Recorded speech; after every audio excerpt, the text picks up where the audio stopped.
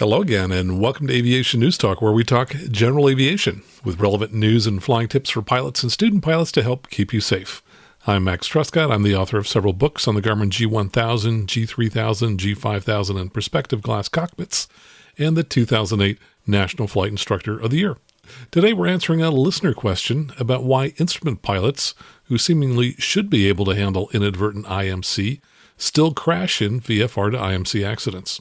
And by the way, what percentage of instrument pilots do you think still fly IFR even when they're not instrument current? I found a study that answers that question.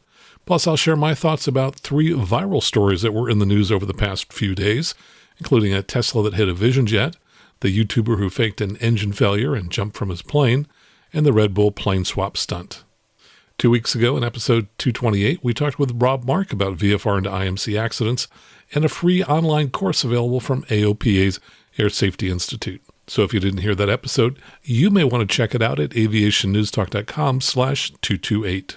And this is a listener-supported show, and we're still ad-free, which kind of makes us similar to public television, in that I will periodically ask you to join us and sign up to become a member to support the show financially at aviationnewstalk.com/awesome. And when you do, I'll read your name on the show.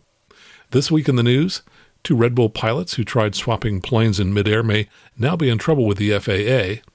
A YouTuber just lost his pilot certificates for a stunt he posted on YouTube. A failure by the FAA led to a brief evacuation of the U.S. Capitol last week. And a Canadian flight crew is being held in another country for drugs that they discovered. All this and more, and the news starts now.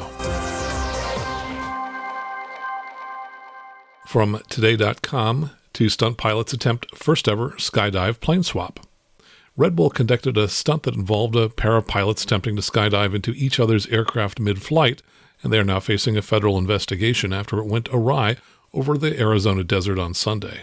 Pilot Andy Farrington, 42, and his cousin Luke Akins, 48, were each piloting a Cessna 182 flying at 12,000 feet in what was billed as the first mid-air plane swap, which was live-streamed on Hulu. One of the planes went into a flat spin after the pilots skydived in an attempt to jump into each other's planes. Farrington deployed his parachute while falling at 140 miles per hour, while Akins remarkably did make it to Farrington's plane and took over the controls. The other plane that had spun out of control deployed a tail chute and drifted to the ground. Both pilots made it back to the ground unscathed. The FAA told NBC News it did not sanction the stunt and has launched a full investigation. NBC News asked Red Bull before the stunt if it had to be approved by the FAA. Red Bull wrote in an email, quote, "The Red Bull Air Force maintains a close working relationship with the FAA for all aircraft and aviation feats." However, the FAA told NBC News that on April 23rd, which was the day before the event, it denied Red Bull's request for, quote, "an exemption from federal regulations that cover the safe operation of an aircraft." Red Bull says it's now looking into how it potentially ran afoul of the FAA by performing the stunt. They said that they are investigating how, despite our careful planning, this occurred, a spokesman told NBC News. The pilots could potentially be grounded, pay fines, or lose their certificates as a result of the FAA investigation, according to NBC News. And I'll share some of my thoughts about this stunt later in the show, after we talk about our main topic, and I'll also talk about the regulation that the team violated. From avweb.com, FAA revoked certificate of YouTuber who crashed plane. The FAA has pulled the certificate of a California pilot and ex-Olympian who it says intentionally abandoned a vintage tailorcraft and shot video of it crashing as he parachuted to the ground. Trevor Jacob has been told to surrender his ticket immediately and that he can't apply for another one for a year for the flight, which occurred November 24th, 2021. Quote, "Your flight was careless or reckless so as to endanger life or property of another," says the letter notifying him of the emergency revocation of the private certificate he's held since 2018. In the video, Jacob claims to be heading from Southern California to Mammoth Ski Area to spread the ashes of a recently deceased friend. At high altitude over the Los Padres National Forest, the propeller stops and he jumps out of the little plane, and one of several cameras attached to the aircraft captures the scene. What follows are shots of the descending aircraft and a purported account of his hike out of the wilderness to a rescue by some farm workers. The FAA's litany of findings supporting the revocation reads a lot like the comments that were posted to YouTube before they were shut off. The agency noted that Jacob popped the door before the engine stopped, didn't issue any kind of distress call or contact ATC, didn't try to restart the engine, and didn't try to land the aircraft on the numerous clear and flat areas that could be seen in the video. The FAA also claims Jacob recovered the cameras and then disposed of the wreck. From many sources, including this one's the WashingtonPost.com, FAA apologizes for no advance warning before parachute jump and a capital evacuation. The FAA apologized on Friday for not providing advance notification to the Capitol Police that an Army parachute team would fly over Nationals Park. The flight Wednesday led the Capitol Police to order an evacuation of the Capitol and nearby buildings. The communications breakdown regarding some of the nation's most sensitive airspace raised questions over the federal government's preparedness more than 20 years after the terrorist attacks of 9/11. The FAA did not detail how its error occurred, an issue that remains the subject of a review. The FAA said, quote, "We deeply regret that we contributed to a precautionary evacuation of the Capitol complex and apologize for the disruption and fear experienced by those who work there." The FAA said it is taking immediate steps to ensure that we always coordinate well in advance with other agencies to avoid confusion and values its partnership with the Capitol Police. Former FAA Administrator Michael Huerta said that in addition to an advance notification, the FAA also sends a real-time notification to the National Capital Regional Coordination Center based in Herndon, Virginia, when pilots begin such flights. The Coordination Center was set up to monitor restricted airspace in the D.C. area and houses representatives from the Capitol Police, Secret Service, DoD, and other agencies. The FAA did not address the issue of real-time notifications in its statement Friday. Huerta said representatives at the Coordination Center are tasked with communicating with colleagues at their respective agency, and that's one potential area where the communication broke down.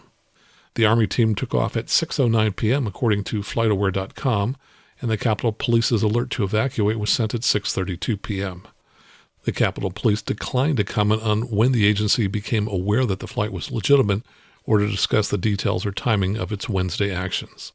The Capitol Police said in a statement, quote, "We are working with our federal law enforcement and aviation partners to piece together specifics in hopes of preventing a similar incident from happening again." Police said in a statement a day earlier that, quote, "We were not given advance notice of an approved flight." The agency said that each week it is made aware of hundreds of authorized flights in the restricted airspace.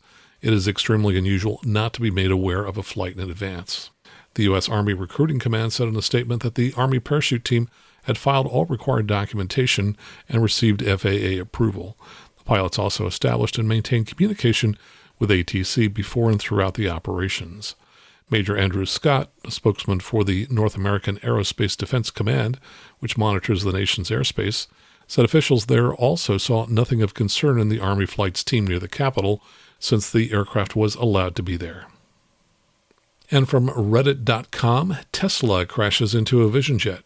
And my thanks to my client, Dan Rapp, who was the first of many people to forward me links to this rather impressive video of a Tesla crashing into a Vision jet.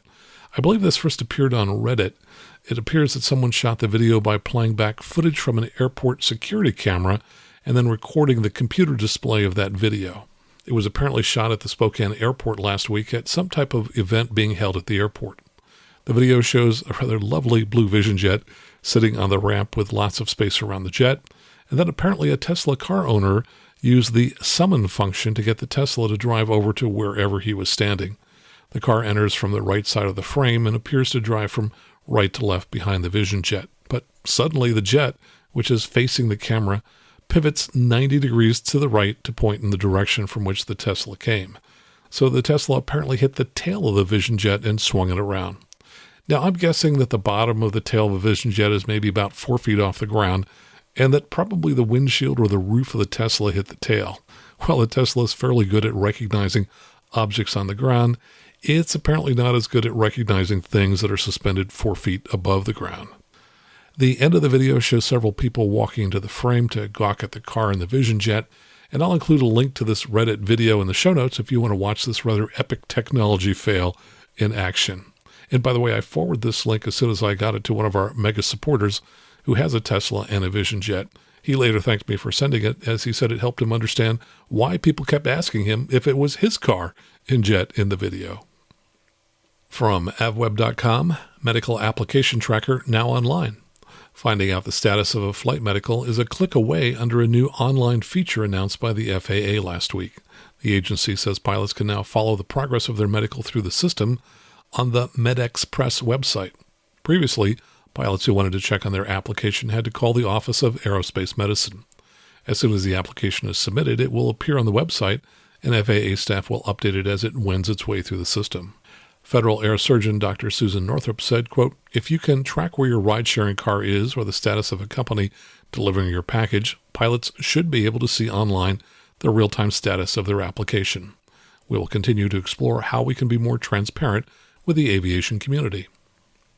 From AOPA.org, pilots push for helicopter wake turbulence awareness.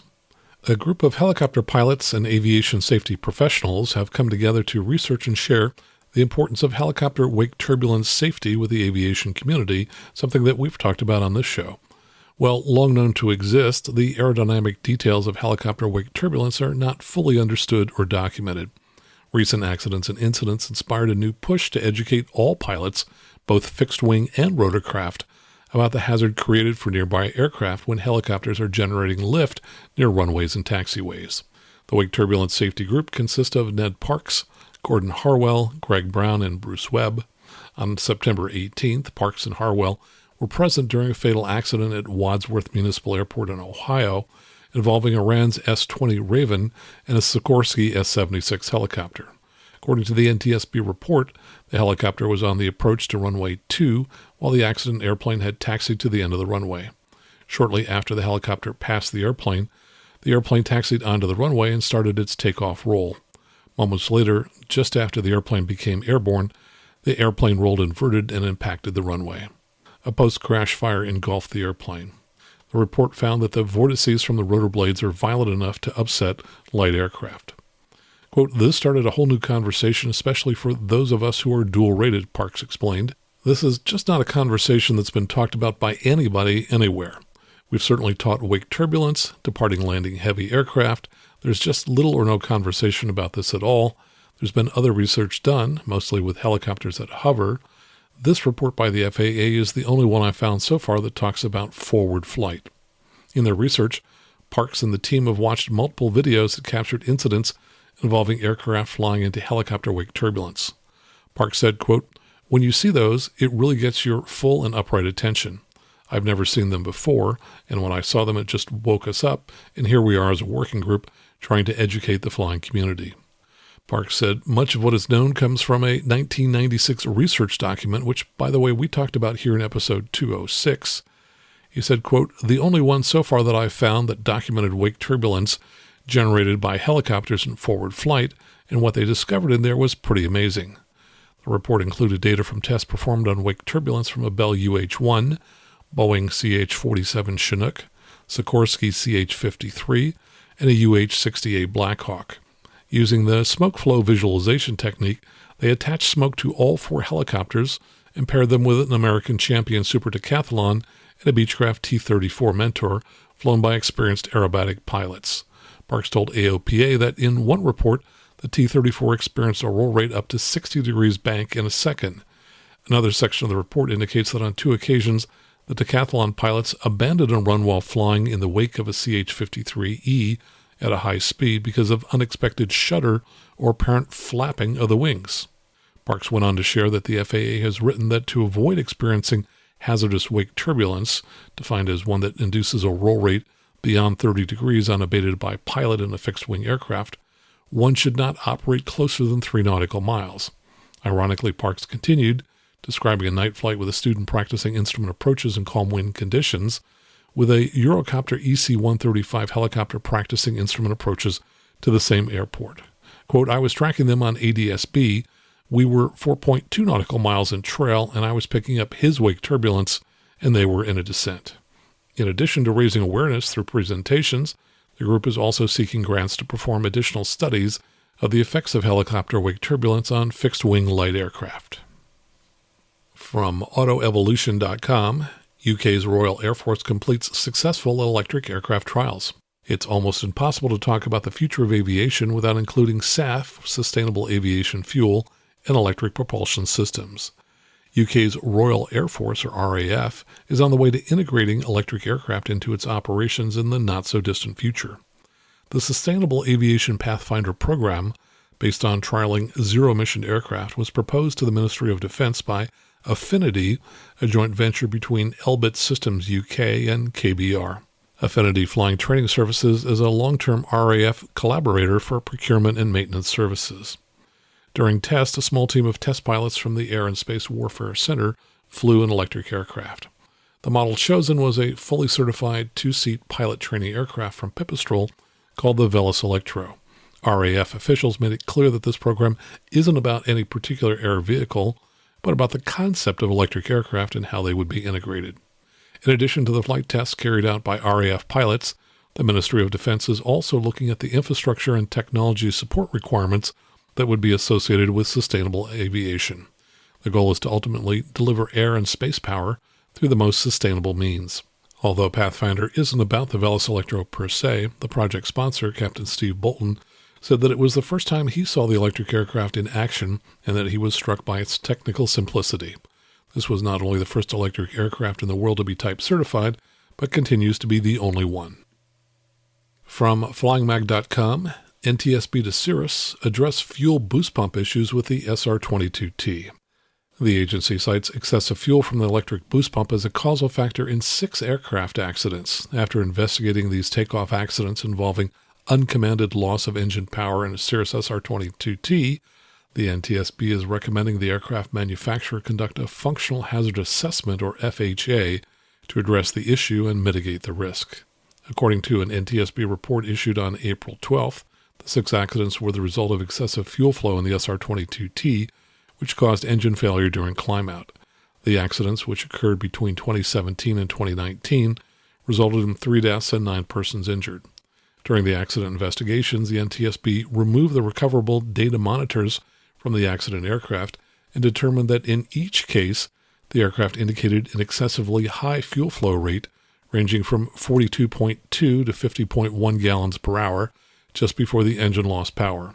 According to the Cirrus Pilot Operating Handbook for the SR22T, the electric fuel boost pump has 2 activation settings: boost, which should be used for takeoff, climb-out, and when switching fuel tanks, and high boost prime, which should be used for engine start and to avoid vapor lock above 18,000 feet.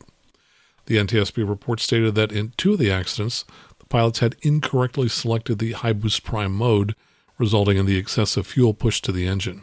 The excessive fuel overloads the engine, similar to the way chugging a beverage makes a person choke.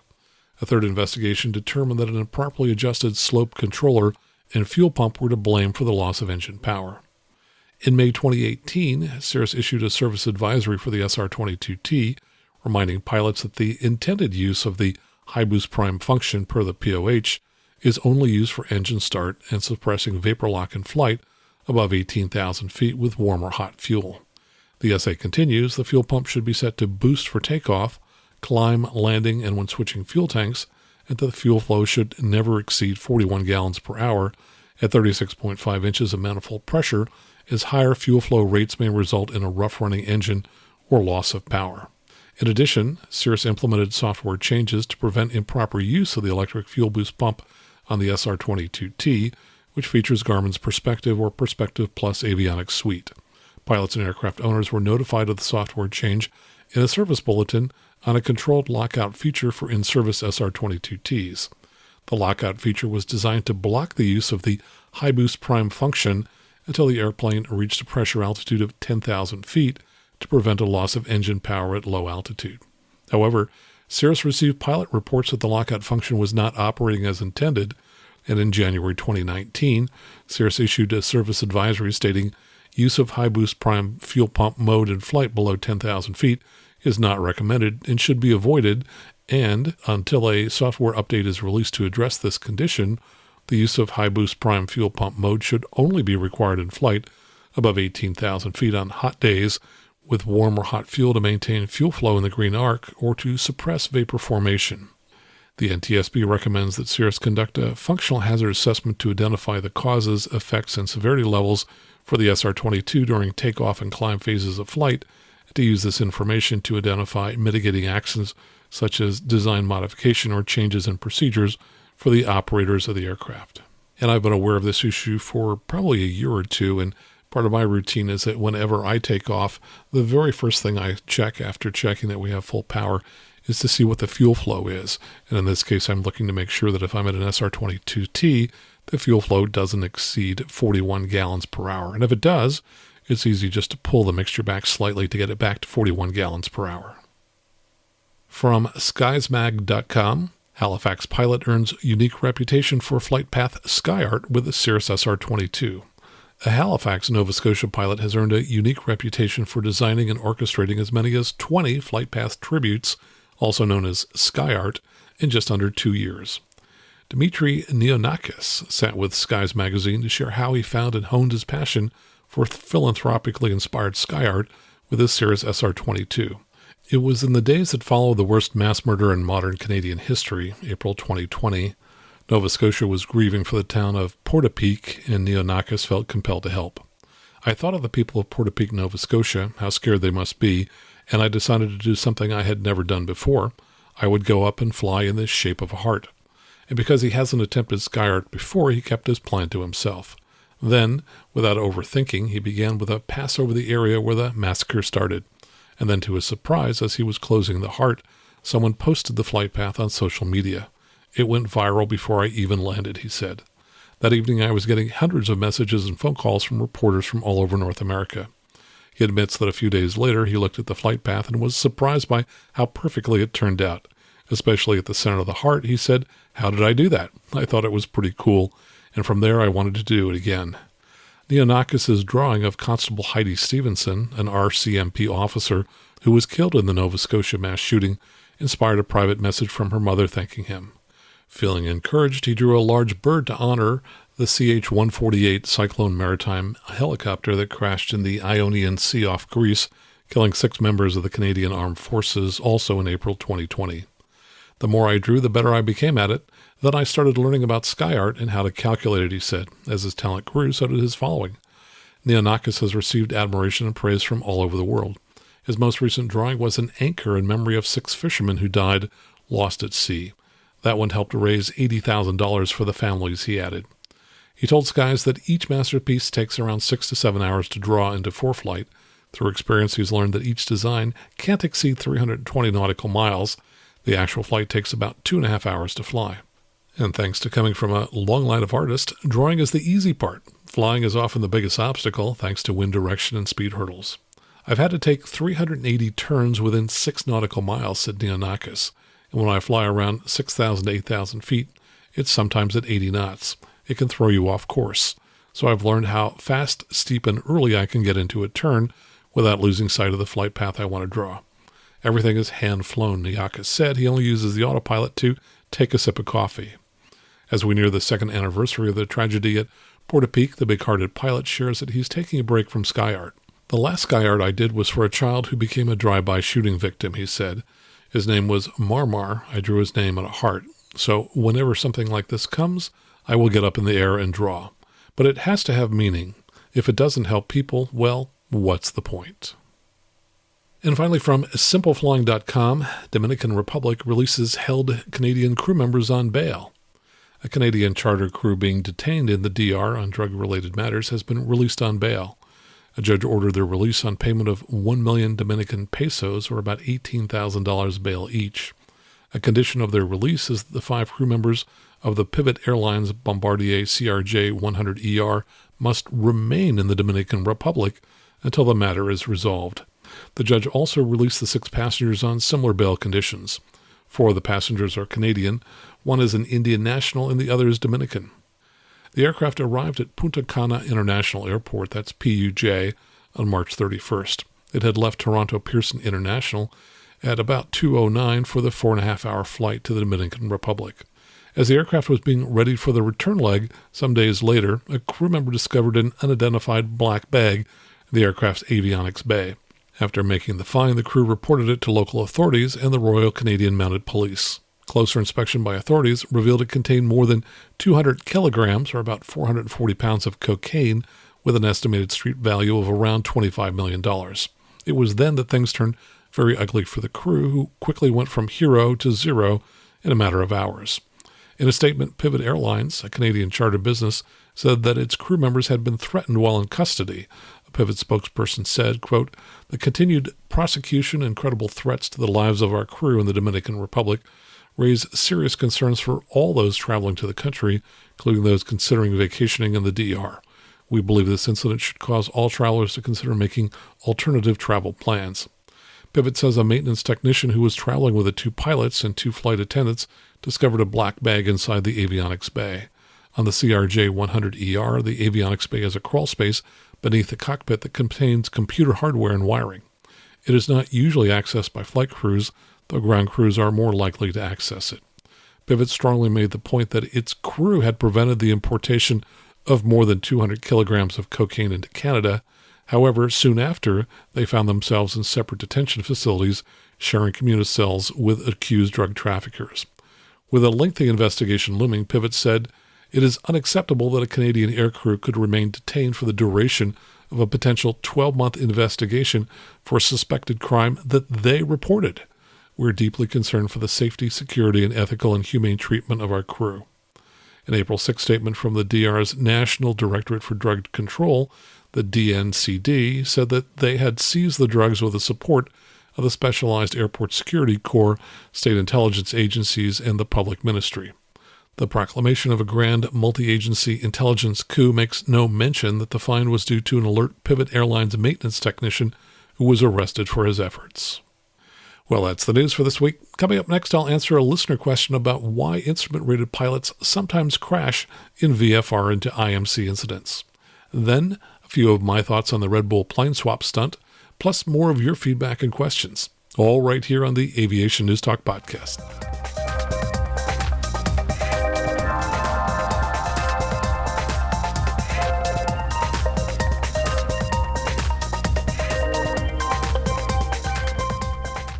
And now let's talk about why instrument pilots sometimes don't file IFR and later crash in IMC. This is an email from Mark Katz. He's a Patreon supporter. He wrote, "I've listened to all of the Aviation News Talk podcast and appreciate your time and the education. I have a question about VFR into IMC discussed in episode 228. Could you delve more into the reasons IFR pilots get into trouble in these situations? It seems they should have the skills available to deal with IMC, assuming we're not talking about convective situations. I don't understand why pilots crash. It seems an IFR-rated pilot should be able to shift focus to the instruments, get a pop-up clearance, and continue, albeit with a need for some additional information, such as en route altitudes, ceilings at the intended destination, etc. I'm a low-time pilot, 400 hours total, all in Cirrus, and have had my instrument rating for only 6 months. I've been conservative in my aeronautical decision-making to date. Want to be sure I don't do something really naive and dumb. Thanks again for the great podcast, Mark." Mark, this is a great question. Thanks for asking it. Before I get started answering your question, let me just say that if people remember nothing else from the show today, please remember this. Regardless of whether you're instrument rated or not, if you accidentally fly into a cloud, you need to immediately transition to the instruments and use them to keep your wings level. If you have a good autopilot, turn it on. If you're lucky enough to have a level button on your autopilot, start with that button, as it's the fastest way to get your plane under control. Once you have the airplane under control, start a standard rate turn to make a 180-degree turn to get yourself out of the cloud. And of course, if you're low to the ground, you may have to also climb and or maneuver to avoid terrain. Getting back to Mark's question, I initially couldn't find any research on this issue, though just as I was about to record, I found one study I will talk about. Aside from that one study, most of what I have to say are my thoughts on why sometimes instrument pilots crash when they go from VFR into IMC. And Mark, I think, is really posing two questions. The first is, when an instrument pilot inadvertently enters a cloud, why wasn't he or she on an IFR flight plan? And the second is, after IFR pilots inadvertently enter a cloud, why do some of these pilots crash? Well, let's tackle the first question. There are many reasons an instrument pilot may choose to fly VFR when the weather isn't great, and they ideally should be on an IFR flight plan. The common reason is that many instrument pilots aren't instrument current and can't legally file an IFR flight plan and fly IFR. These days, to be instrument current, the pilot needs to have flown 6 approaches within the prior 6 calendar months, and they have to have flown a hold and intercept and track courses.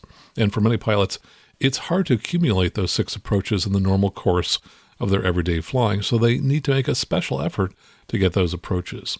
For example, if a pilot isn't flying with a CFII or a safety pilot, for an approach to count, you need to have passed through the clouds at some point after passing the final approach fix. No clouds beyond the FAF, and the approach doesn't count for instrument currency purposes. So, depending upon how often you fly and how good the weather is, you might not have flown 6 approaches in the prior 6 months. So to get all 6 approaches, you might need to make a special flight and bring along a safety pilot or a CFII and fly under the hood to log the additional approaches. Or if you have access to a flight training device, depending upon the device, approaches you fly in it may count for instrument currency purposes. And by the way, the hurdles to get an instrument rating and to remain current have actually gotten lower over the years, which is a good thing. In the early 1980s, you needed a minimum of 200 hours total time for an instrument rating. In 1986, the FAA reduced that to 125 hours, and since 1997, there is no total time requirement.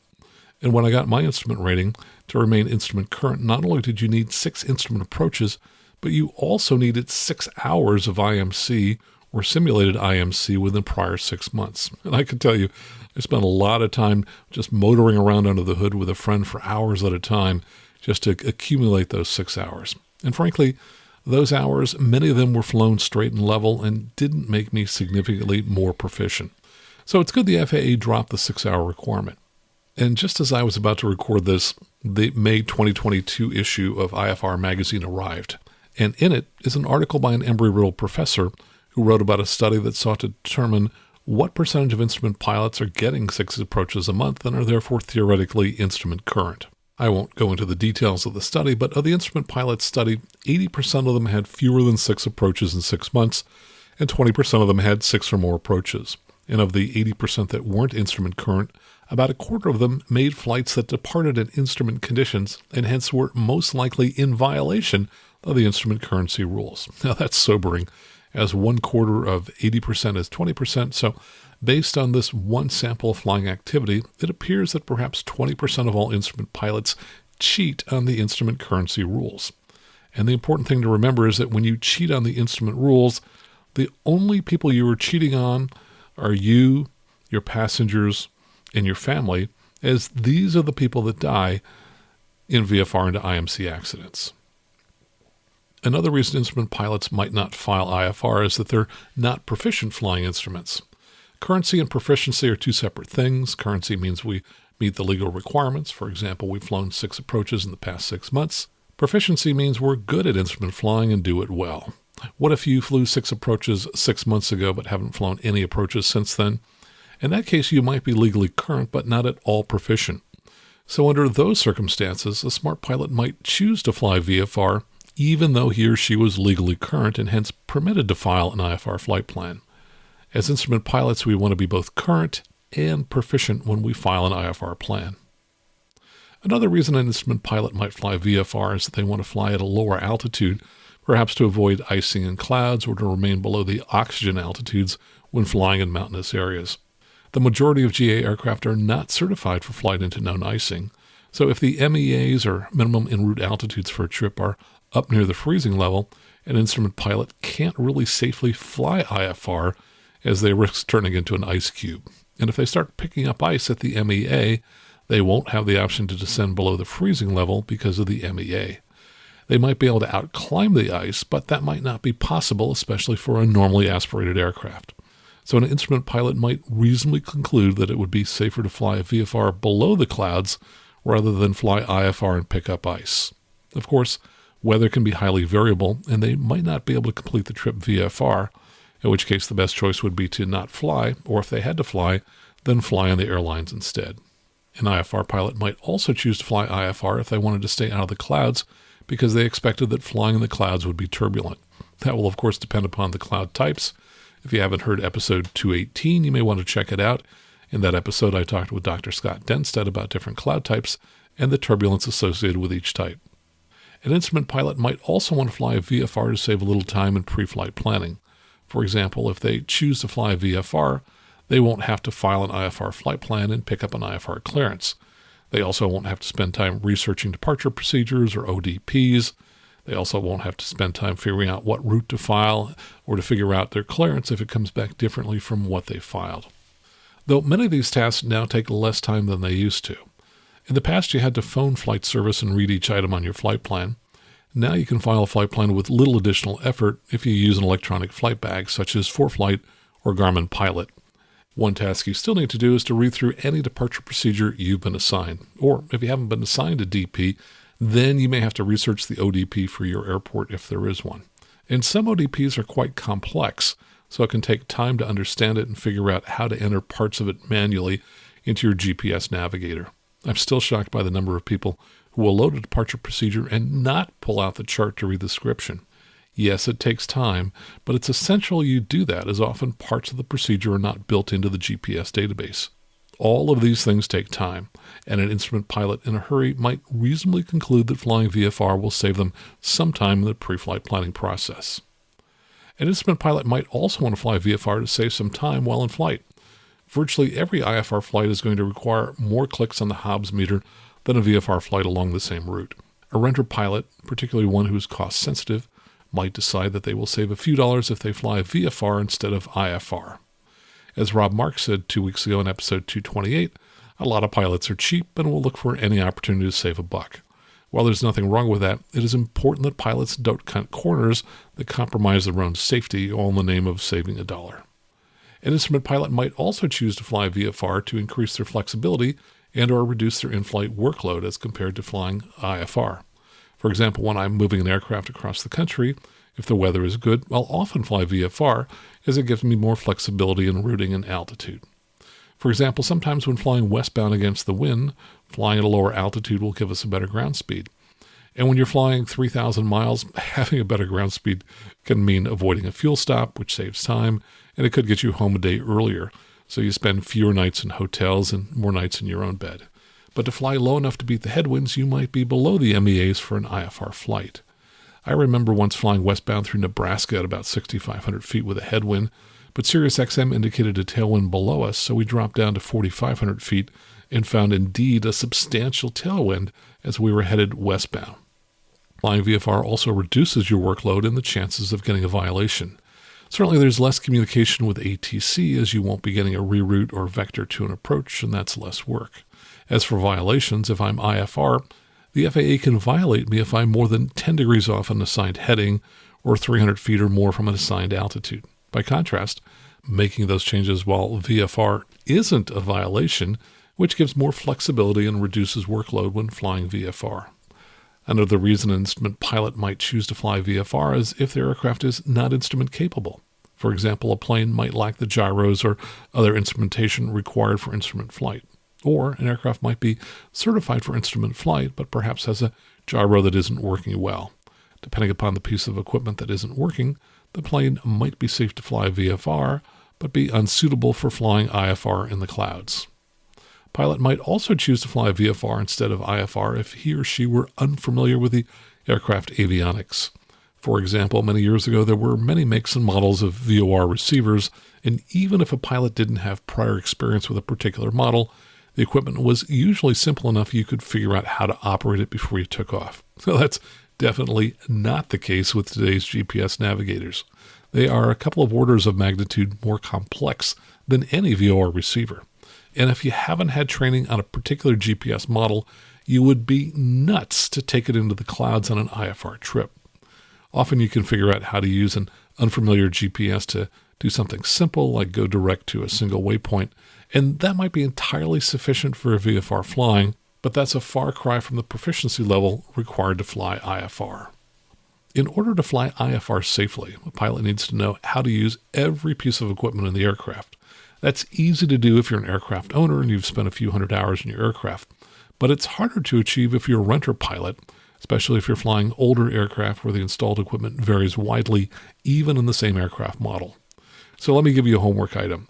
If there's a piece of equipment in an aircraft you fly that you're unfamiliar with, commit now to figuring out how to use that equipment. Often you will find a manual on the internet, read it and figure it out, but some manuals are poorly written and occasionally incorrect. In those cases, find a CFI who is familiar with the equipment and who can teach you how to use it. Or if it's the Garmin G1000, Perspective G3000, or G5000 that you need to learn better, please consider buying one of my books, and you'll find links to those in our show notes. Pilots may also file VFR so they can avoid thunderstorms. There's a saying in the southern U.S. that if the weather's good, file IFR. If it's bad, file VFR. The reason is that in Florida and other states with a lot of convective activity, by flying a VFR, you can see what's going on with the clouds and change course and altitude as needed to avoid them. If you're IFR, ATC may put you in the clouds where you may encounter more turbulence. Also, it's possible that ATC could vector you into a thunderstorm.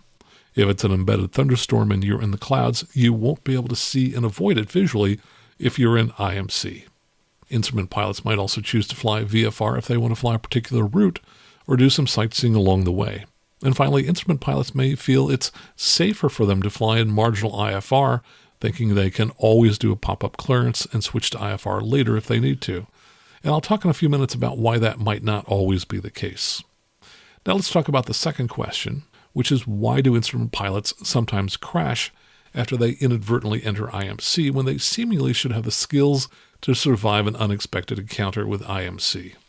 First, instrument pilots do indeed have some advantage over private pilots after inadvertently entering a cloud, which you would expect given all the additional training we've had.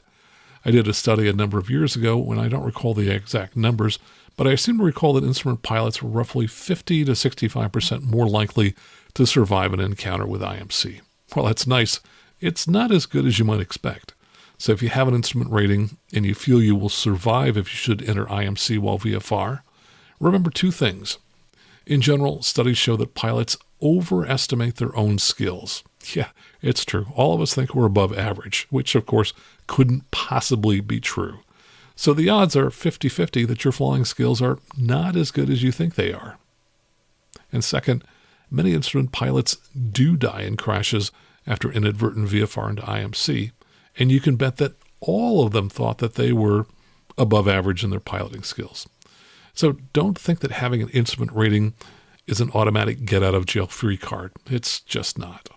Here are some of the reasons I think that instrument pilots crash after VFR into IMC. First, going VFR into IMC can happen quickly, and when it does, it can leave pilots surprised and unprepared. There's a tendency for pilots to continue looking outside, hoping they can see breaks in the clouds and somehow visually steer themselves out of the clouds. And as a result, pilots, both instrument and non-instrument rated, often don't immediately switch to the instruments. This is particularly insidious if you still have some visual references outside the plane, because if you go into solid cloud, well, it's fairly obvious that you need to switch to looking at the instruments. But if you're in and out of the clouds and still have some visibility, there's a temptation to continue looking out the window. But once you go into a cloud, you can't see the horizon, which makes it impossible to keep your wings level without looking at the instruments. Worse yet, the clouds may be sloping, producing a false horizon, causing you to bank the aircraft when you think you're straight and level. So instrument pilots get trapped by the same illusions that cause private pilots to crash after entering IMC if they don't immediately switch to using their instruments. Another reason that instrument pilots may crash is that they're not instrument proficient or not instrument current or both. So even if they do switch immediately to the instruments, they may be unable to maintain straight and level flight. When I put pilots under the hood, I often see pilots take 1, maybe 2 minutes to get in the zone where they can fly instruments in a smooth and coordinated fashion. That's fine when you're under the hood sitting next to a CFII, but if you're by yourself and accidentally go into the clouds, that minute or two it may take you to get a good instrument scan going may not be enough time to prevent an accident, even if you're instrument rated.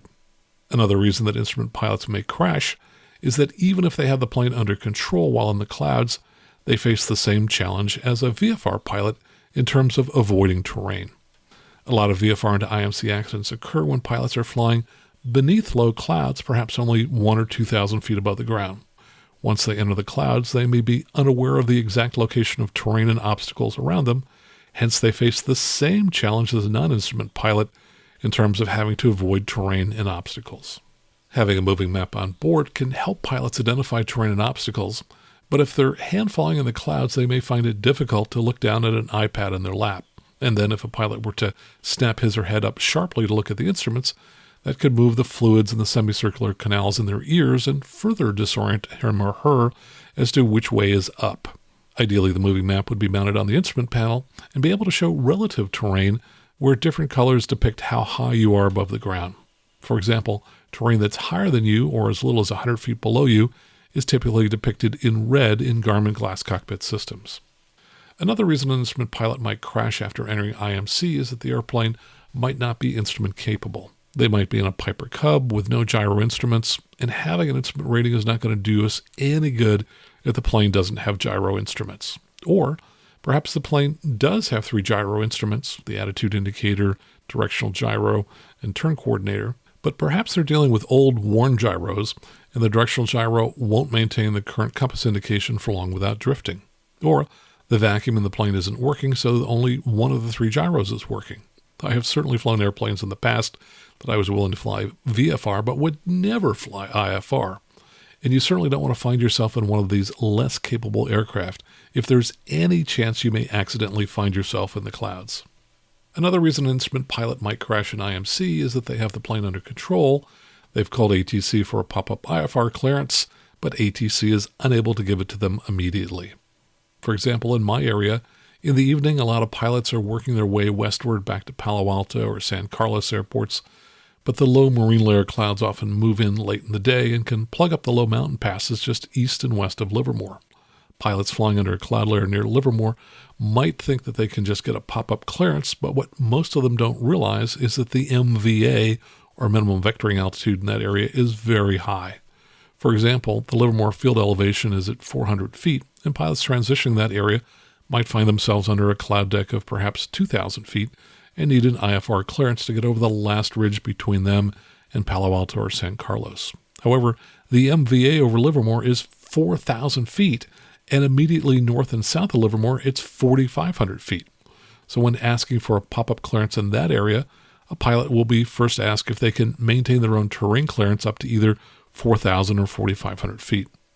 In this case, the solution is to land at Livermore and then get an IFR clearance, which puts you on a departure procedure that can safely climb you up to 5,000 or 6,000 feet. Another reason a pop-up clearance might not be available immediately is that the controller is too busy to handle it. Remember, when the weather suddenly turns bad, that's when everyone is going to start requesting a pop-up clearance, and the controller could become too busy to immediately handle your request. Once on a long trip, I called a center controller for a pop-up clearance while flying a Cessna 208 Caravan. The controller told me that I would first have to contact flight service over the radio, enter a flight plan with them, and then return to the center frequency to get my clearance. That process probably took 5 minutes, and if we hadn't been able to stay out of the clouds until we finished that process, we could have been in trouble. Finally, there's a fairly common way instrument pilots can get in trouble in the clouds and crash. Sometimes an instrument pilot plans to fly IFR and has an IFR flight plan on file, but for whatever reason they decide to take off VFR and pick up their IFR clearance in the air. Pilots do this for a couple reasons. First, they may be trying to save time as they know that they can save a few minutes by skipping getting their IFR clearance on the ground. Then, after they get in the air, they can pick up their clearance as they fly. This works if the clouds are high enough that you can stay out of them until you get your clearance. But if ATC is busy and there are any delays in getting your clearance, an instrument pilot might inadvertently enter IMC. And if they do, they may crash.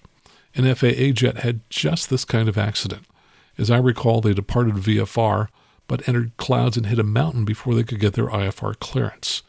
I believe that accident occurred in Georgia probably over 20 years ago. Another reason pilots might take off VFR and try to get a clearance in the air is if it's difficult or impossible for the pilot to get a clearance on the ground before they take off.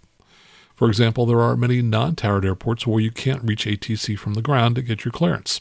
In the bad old days, you'd need to get your clearance on a payphone, then run to your airplane and hope that it started quickly so you could take off before your clearance void time expired in 5, 10, or 15 minutes, depending upon how much time you were given.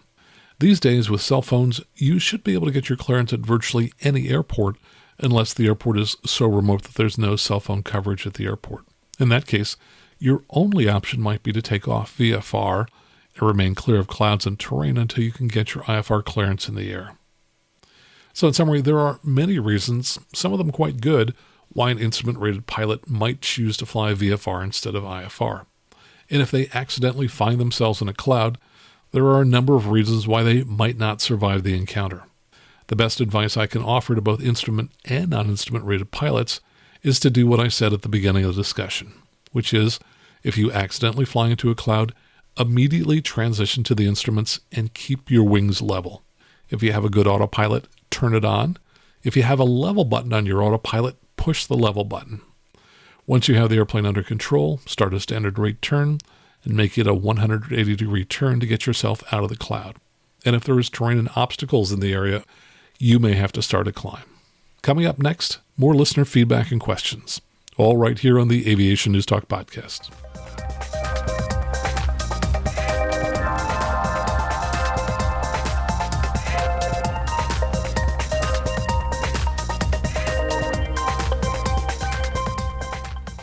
And let's start with the good news department. First, congratulations to Mega supporter Tim Crawford. He passed his CFI check ride. That is a great accomplishment, so congratulations, Tim. And Patreon supporter Dan Morris passed his private. Again, way to go, Dan. And Patreon supporter Nate Wynn also passed his private, so congratulations to all of you. And I wanted to share a few thoughts on the Red Bull plane swap stunt. I heard about it more than a month ago, but chose not to talk about it on this show as I just don't like promoting things that look like stunts that might be dangerous and might encourage others to do the same thing, all just to make money on YouTube or to promote an energy drink. And I'm sure that Hulu, which featured the stunt live, used the event to drive new subscriptions. Now, I subscribed to Hulu about 6 months ago as I wanted to watch some old David E. Kelly shows, including Boston Legal. Great show, by the way. I've never been a huge William Shatner fan, but he is hilarious in that show. Anyway, I wouldn't have subscribed to Hulu just to watch this event, though I'm sure many people did. But I did watch the event live because, like many of us, I was curious about it. Now, first, I'm amazed at the number of people who die because either they've climbed over a fence at the Grand Canyon to get that perfect Instagram photo, or perhaps they're one of the YouTubers that'll fake stunts simply to earn money by creating a viral video. Plane Swap had a bit of this kind of feel, though I don't doubt the sincerity of the pilots when they say that they had dreamed for years of trying this out. And frankly, I'm not opposed to people engaging in risky stunts as long as they don't endanger the lives of other people, or worse yet, encourage people to try other similar stunts. Now, I think there's a little bit of a voyeur in all of us. I mean, none of us wants to see a crash happen, but if it's going to happen, well, in many cases we're curious and we want to see what happened. Rubbernecking occurs every day on the freeway. You've seen it. Traffic gets slow on both sides of the freeway because people on one side are stuck behind a crash and people on the other side slow down to get a better view of what happened. So, to some extent, that's human nature, and I don't condemn stunts like plane swap. People ought to be free to try new things within reason. But apparently this Red Bull team did go beyond reason, or at least beyond the FAR's. Someone on Twitter posted the FAA's denial of the Red Bull team's request for an exemption to perform the stunt. Specifically, they had filed a petition for relief from 91.105A, which says that A, during takeoff and landing and while en route, each required flight crew member shall, 1, be at the crew member station unless the absence is necessary to perform duties in connection with the operation of the aircraft or in connection with physiological needs, and 2, keep the seatbelt fastened while at the crew member station. Their original request was dated February 28th, 2022, and apparently additional information was provided on April the 11th. And the FAA denied the request on April 23rd, the day before the stunt. So it appears the team knowingly and willfully violated an FAR, and that clearly crosses a line. Sure, people are free to do dangerous stunts if they want, for whatever reason they want, whether it's to fulfill a lifelong dream, make money on YouTube, or even promote the Red Bull brand. But when you purposely violate an FAR, there have to be consequences. Certainly the Red Bull brand was tarnished for supporting this blatant violation of the rules, and the FAA has several remedies available for dealing with the pilots. They could fine the pilots, suspend their certificates for a month or two, or revoke their certificates entirely, in which case they would probably have to wait a year before taking new written exams and check rides to earn back their certificates. Well, I'm fairly sure we'll hear within a few months that the FAA has chosen one or more of these remedies. And as for the claims by the commentators during the stunt that these pilots were advancing science, I just say, oh, please. At most, they did some engineering on the airplane, but this was not science. They were not paving the way for airliners to eventually let passengers swap planes in flight. So let's call this what it was, a stunt, and not try to glorify it by invoking science. And one of the commentators, when referring to a propeller blade, called it a spoke. And someone on the program commented that the plane which crashed had been lowered by its parachute and was in good shape. Yet photos on the internet show it landed nose first and was totally destroyed. Apparently they had used an inexpensive tail chute rather than a more expensive BRS parachute that is available for a Cessna 182. So much for science. And now here's a listener question from Sam. Hi, Max. This is Sam. My question, why do you think, as you said in a podcast I heard recently, that the phrase "with you" on your initial communications with the controller is a bad idea? As in Dover approach, Skyhawk 123 Alpha Bravo with you 8000. I heard one of your podcasts I listened to recently. It may have been an old podcast. I'm still catching up. Both agree strongly that that's a phrase that was not desired by air traffic controllers. And I also heard recently an air traffic controller on a webinar say the same thing. I've been flying IFR for 15 years, and I've been using that, and I picked up that from many of the former military and airline pilots I've flown with. I didn't think it was bad. In fact, I think it's kind of helpful. It's just one more little aid to the controller saying, hey, I'm communicating with you for the first time. I'm reporting in. It's not in the pilot controller glossary, but then neither is the phrase good day. And if I had a nickel for every time I heard an airline pilot sign off with that, I'd be a millionaire. So my question is it such an unforgivable sin to use the phrase with you? And do you see how it could be helpful? Thanks. Bye. Sam, great question. Thanks so much for asking it. No, it's definitely not an unforgivable sin if you say with you. But no, I don't see it as helpful as it doesn't add any additional information that the controller doesn't already know. Now, years ago, I used to say with you, probably because I heard other pilots say it, so I just assumed that was the right way to do it. But I think the reason you hear controllers and others say it's unnecessary to say with you is because it doesn't add any additional information to the transmission, and the time spent saying those words is wasted. Now, if the frequency isn't busy, it doesn't matter what you say. You can say, hello, how are you? How's your day going? And frankly, I love flying outside the metropolitan areas where things are relaxed and frequencies aren't busy.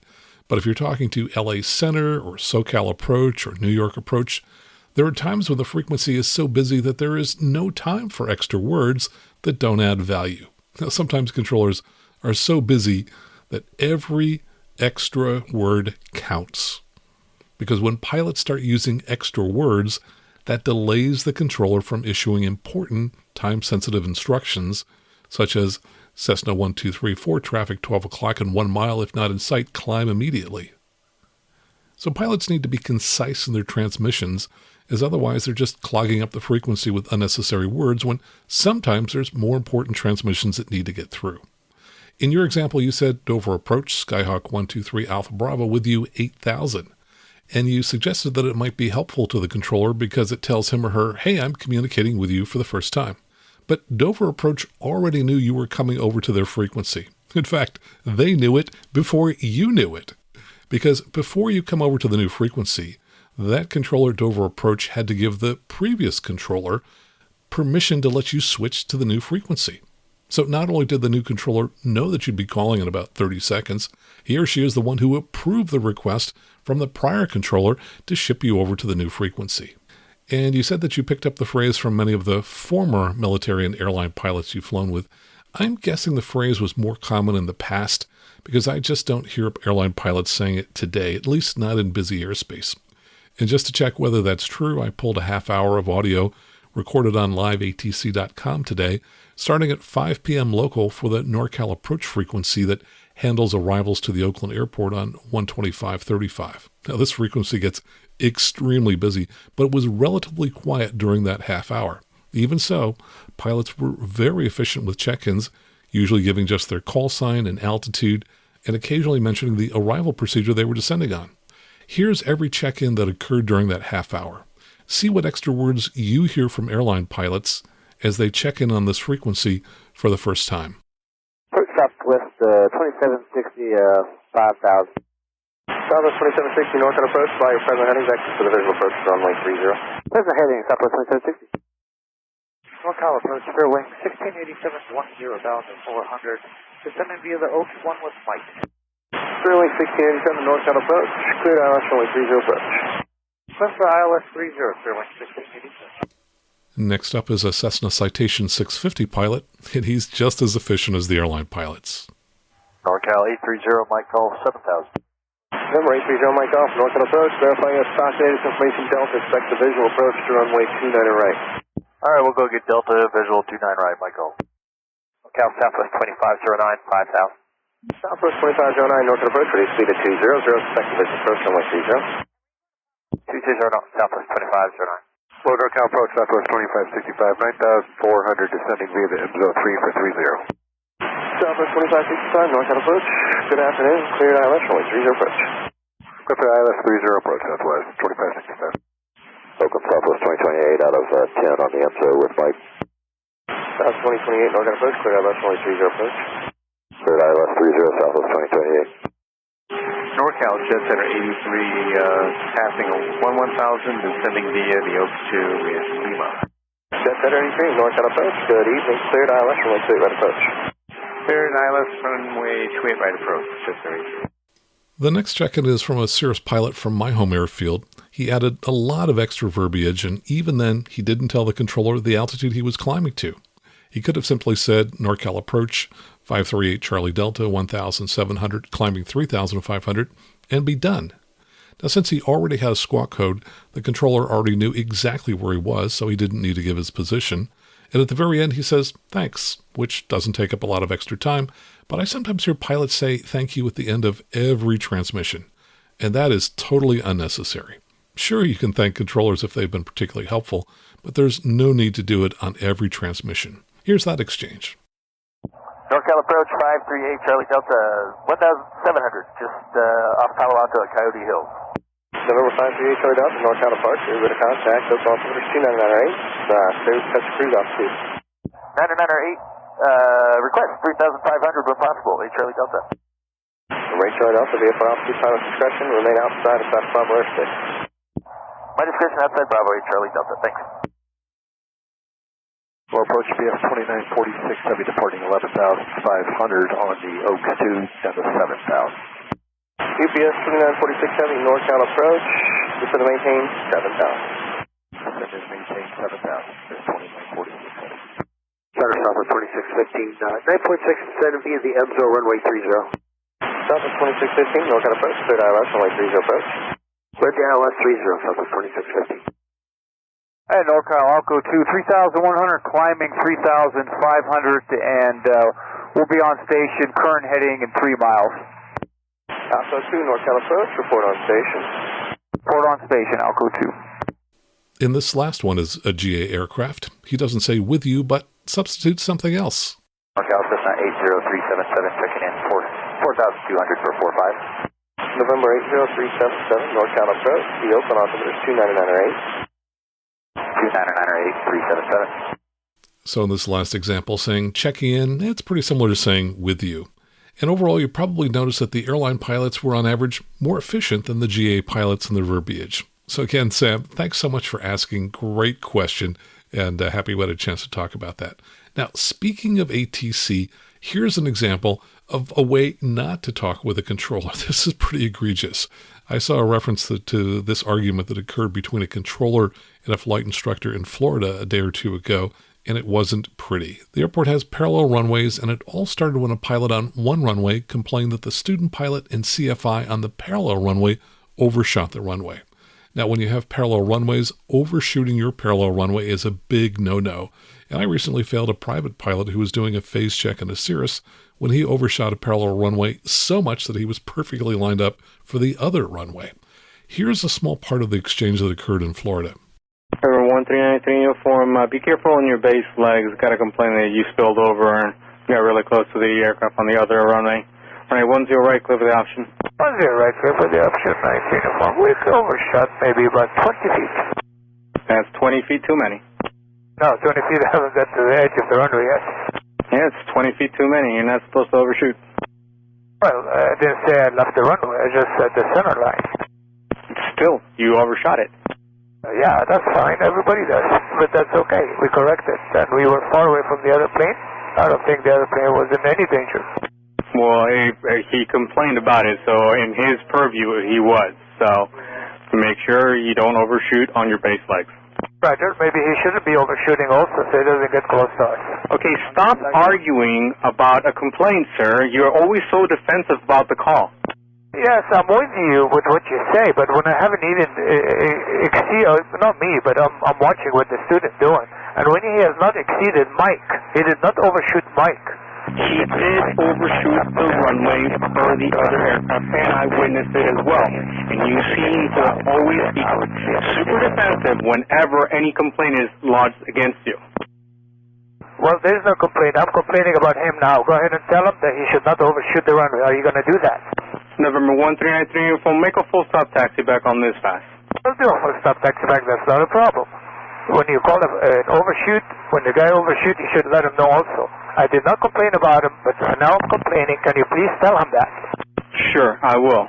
Please. I'm next guy talking. And it just didn't stop. The CFI continued blathering on for another full 2 minutes, which I've cut out. At that point, the controller finally decided that he was going to be writing up the CFI and told him to make a full stop landing, knowing that he was doing that so that he could give the CFI a phone number to call. And here's how that went.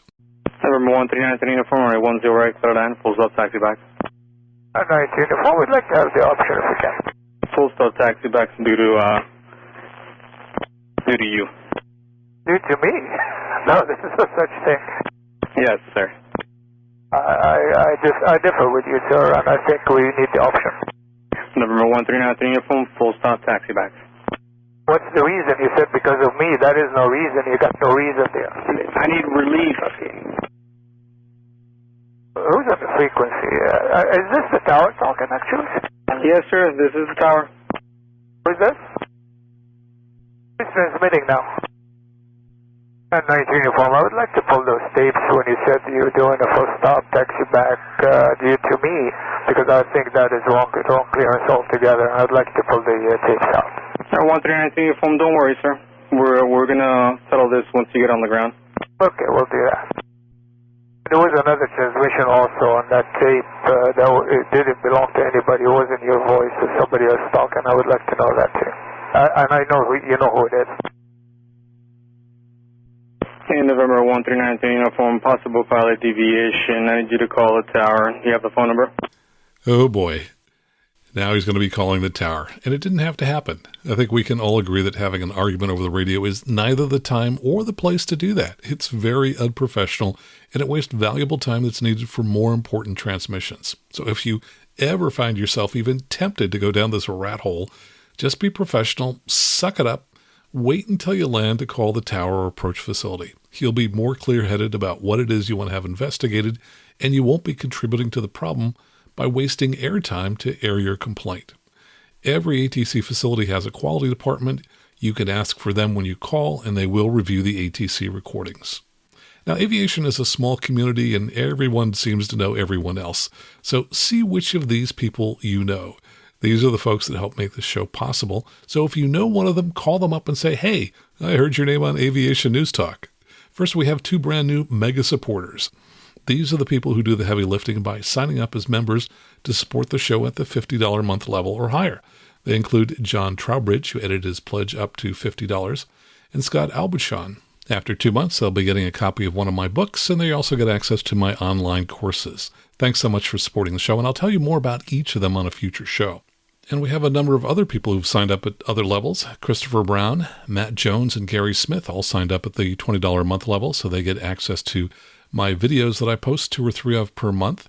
And my thanks to John Holt and Evan, who both signed up at the $8 a month level, and to Andras Medveksky, who edited his pledge up to $8 a month. We also had some one-time donations via PayPal. Paul Peterson, who sent $35 because he said he missed a payment as a Patreon supporter. That's so kind of you. Really appreciate that. Thank you, Paul.